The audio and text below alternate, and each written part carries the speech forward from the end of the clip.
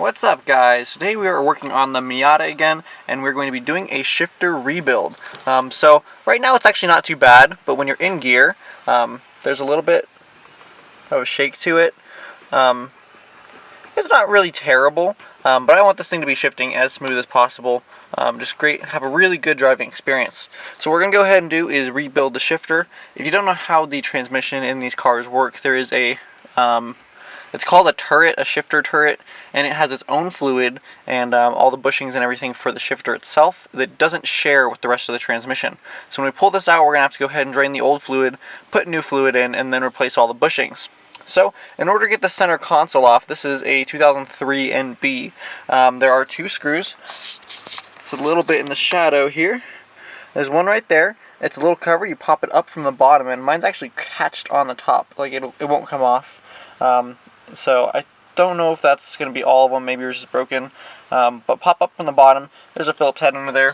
Same thing on this side. And then back in the very back of the center console, you can see we got two more right here.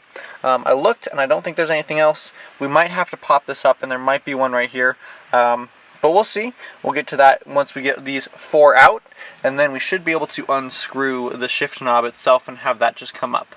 So I'm going to go ahead and do that, and we'll see where we're at. Alright guys, you can see I got the shift knob off. That's just a spin. The front of the console is ready to come up, but I was thinking, I remember reading that there was another bolt under these power window switches, and there is, right down in there.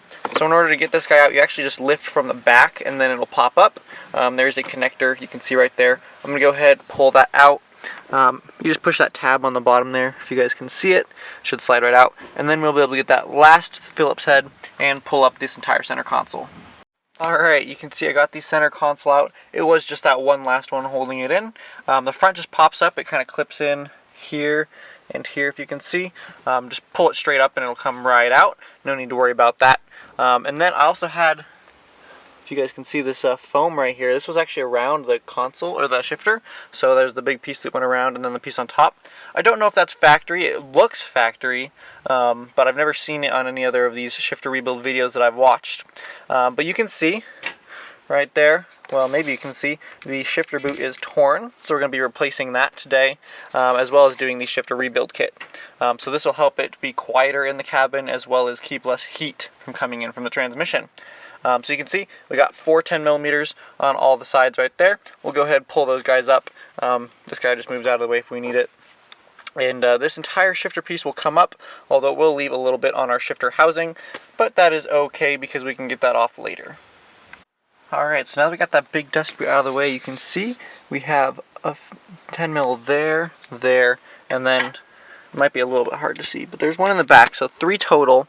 And there's also, you can see this rubber boot in the front here. There's a secondary rubber boot. This one's also torn, so it'll be good to replace that as well. We'll go ahead, take off those 3 10mm, and then we should be able to lift up the entire shifter itself and that dust plate around it. Alright guys, you can see we got the shifter itself out, and this is going to vary a little bit depending on what year Miata you have. But down in here, there's basically a few simple things. We got a guide pin here, a guide pin there. I believe earlier Miatas only have one, so, you know, give or take. And then there is actually a plastic ring that goes around the lip right here. You can see that. So we actually have a new kit for all of this stuff. And then down below that, you can see there is fluid, and that is stuff we're going to be taking out. We're going to go ahead and remove from directly below that, as well as off to the side, because there is actually different pockets in here. There is a turret drain somewhere on this section, supposedly, but I'm not sure where it is. We're just going to use a syringe and a tube to get out all of this stuff. So let's go ahead and take a look at the shifter and exactly what came off of that and what we're going to replace. Alright guys, so here's the shifter we pulled out. You can see this is the top rubber boot right here. This is the secondary like shield rubber boot, and then we have a guide pin there, a guide pin slot there. There's a plastic bushing on top, if you can see. It might be a little bit difficult to see. There's one up there, and then of course we have the bushing right at the very bottom here.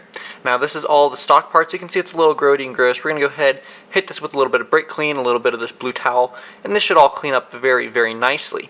Let's go ahead and talk about the parts we're going to be replacing it with right now. So this kit right here is actually a Dorman replacement. So if you don't know, in the early 2000s, Mazda and Ford had a little secret love going on, and Mazda was pretty much building a lot of the Ford stuff. So this actually is a Dorman replacement kit. There's the part number right there. And this says it fits Ford vehicles, but it's because it's a Mazda vehicle. So you can see we've got a brand new one of these plates. It's a little bit wider than the one that we have come off, but it will fit just fine. It's got a gasket and everything, same size. It does come with new screws. I'm going to use the old ones because I like the 10 mil over a Phillips head. And then we've got this plastic bushing. This spring goes underneath one of these hoops, and then we got another hoop for the top. And then this guy I got on Amazon. Sorry, I got all of this on Amazon actually. It was about $60. This one was, I think, $30 for the rebuild kit. And then this one was another $20. And then that one I think was $10. This is a bushing. It's a brass one instead of plastic. So in total, I spent about $60 on this. I believe from Miata, the new rebuild kit is $89. So it is a fair bit cheaper, in my opinion, to do this all yourself, buy the Dorman kit. Whether the quality is the same, I really can't say. I do know that I read the reviews on this guy, and it says that it actually breaks pretty quickly. So I think I'm going to just run this for a little bit. And then you can also buy the stock Miata, or the OEM Mazda shift boot, and that is $30. So it's still going to be cheaper to piece to get together your entire kit rather than the Miata one. But I'm not saying the Miata is bad quality. I know it is a very good quality. But this is all the stuff we have. So let's go ahead. We're going to tear this down. We're going to go ahead, probably grab this with some snippers, snip this plastic ring off and pull all this old plastic and rubber off of it. I might just snip most of it off just so that it's easier to get off. We'll pull off this old bushing here and the old bushing there, and then we'll go ahead and start rebuilding it with the new stuff. Alright, you can see I went ahead and cleaned up the entire shifter. It looks really, really good. Pretty much what I ended up doing is just using a blade, and I cut everything in half. Everything is pretty much rubber or soft plastic, and it comes off very, very easily. In order to get this guy off, you kind of have to cut out all of the rubber pretty much on the inside here that you can see, and then it comes up over this little lip. So just kind of work at it, cut as much as you can out, and then it'll pop off eventually. So what we're going to go ahead and do now is rebuild this guy. So it's going to go ahead, we're going to stick one of these guys on face down, and then also when I was pulling that other one off, there was a spring on the top side, and you can see it actually broke in half. So oops, I'm going to drop that. So what I'm going to do is go ahead and see if the one on the car is still in good condition, because you need one on top and on bottom. You can see we have one here that came with the kit, but we only have one. So I'm going to see if the one on the car is still in good condition. If it is, I'll go ahead and reuse it. If not, and it's cracked like this one, I'll have to wait and get another spring. But we're going to go ahead, basically stick this guy on, and then the spring on, and then this top piece on. So that's the order for the top, and then the only other thing we have to do is put on this little brass bushing on the bottom, and then this guy will eventually go in the car. So let's go ahead and hop into the car real quick and make sure our other stuff is in good condition. Alright, so here we are back in the car, and note from Miatas that only have one guide pin. You don't need to do this step, but if you have two, you can't get this plastic piece out under here without removing at least one of the guide pins. So you can see I already started pushing this guy out. I basically just used a hammer and a long flap blade to just push it out. You just kind of got to hit it a few times.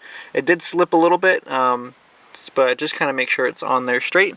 Now we have at least one out. I'm going to go ahead and replace that one with the new one that came in the kit. We can now go ahead and pull out this old plastic guy and make sure that spring is in good condition. Alright, so here is the spring and bushing that we removed from the shifter. This spring is actually like the one that came with the rebuild kit. It's just wavy and it doesn't have those tabs that fit directly onto the old bushing. If you guys remember, the bushing had little slots for the tabs to go in. So I think we're going to have to go ahead and order that spring specifically. So if you guys didn't have an NB Miata, I would recommend getting a kit that has that specific spring in it, or ordering it on its own. I think you can do it. It's probably like $10 or something. But let's go ahead and with the rest of the rebuild, we're going to go ahead and drain the fluid now. I'm going to grab a syringe. I've seen people use like soap dispenser, squirters, just anything with enough reach to get down into the rest of the turret and pull out as much fluid as possible. Alright, so I went ahead and pulled a few syringes of fluid out of here. It was all pretty dark, like actual used transmission fluid, which is interesting because, again, this doesn't share fluid with the transmission itself. It's just the shifter. So, but now that we have that, we're going to go ahead and put in our new bushing, this blue guy, and the spring. So if you guys remember, spring goes first, like that, and then Oop, I dropped it. Alright, make sure to brush this off if you get any dirt on it, because we don't want any dirt in the transmission. Put that back in here, press it down. Very nice. Perfect fit. Now what we're going to go ahead and do is put in our new guide pin. I kind of looked at getting the second one out to do both of them, but that one looks pretty tight, and you can't really get good leverage on it. So we're just going to do one. Put it in through the back here. Make sure this blue guide gets down, pushed forward all the way. And that's a pretty good fit. Very nice. Awesome. Oh, make sure this blue guy seats all the way. Alright, I found that the little spring underneath has to be going in the correct direction, down right where that pin is, in order for this blue guy to seat properly.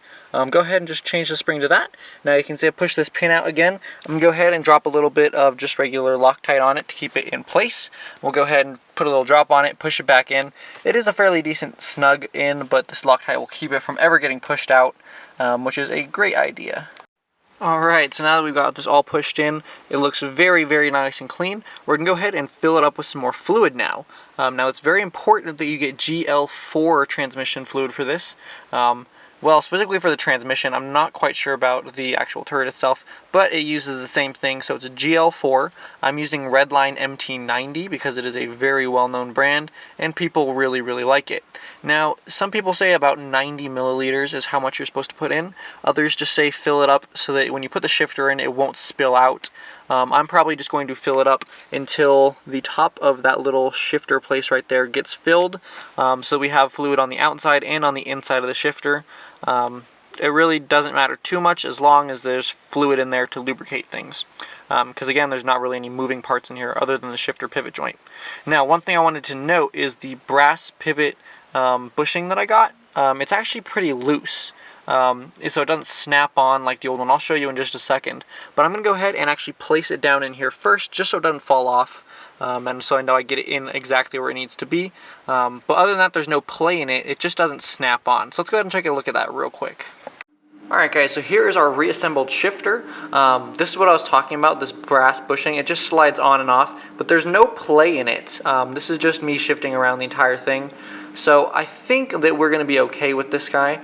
It did say it was okay for our car, so we're going to go ahead and go with it. Another thing, you may notice I put the wavy guy on here instead of the one with the grooves.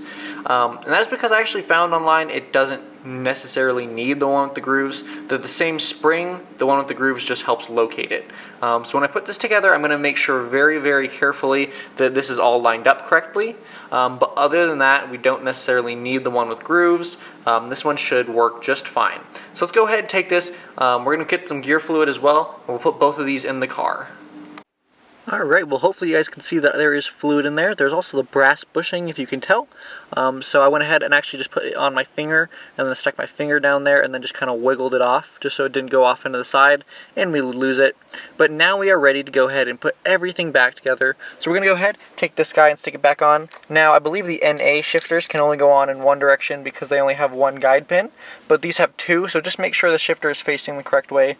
There's a slight lean, and it should be leaning backwards kind of towards the driver. So let's go ahead and put this in here now.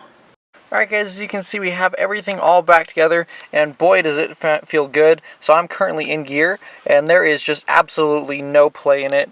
I don't know if you can see that because I'm actually wobbling my other hand, but there's no play. There's actually enough for me to actually pull the transmission itself to the side, because I do need some transmission mounts. But this thing is very, very nice, and it shifts very precisely now. So what we're going to go ahead and do is go ahead and put the rest of this shift wheel back on. I'm going to go ahead, because it's not really that hard to do that. If you need to, get a little more dawn on this to push it all the way over. But I'm going to go ahead and leave that out of the video. If you guys have any questions, drop a comment down below. I hope that this was really helpful for you and you can rebuild your shifter now, as well as on a budget, so you're not paying almost $100 for a kit. Minus the fluid, which is I think $10 a bottle. But there you go guys, drop any comments down below, and I will see you guys later.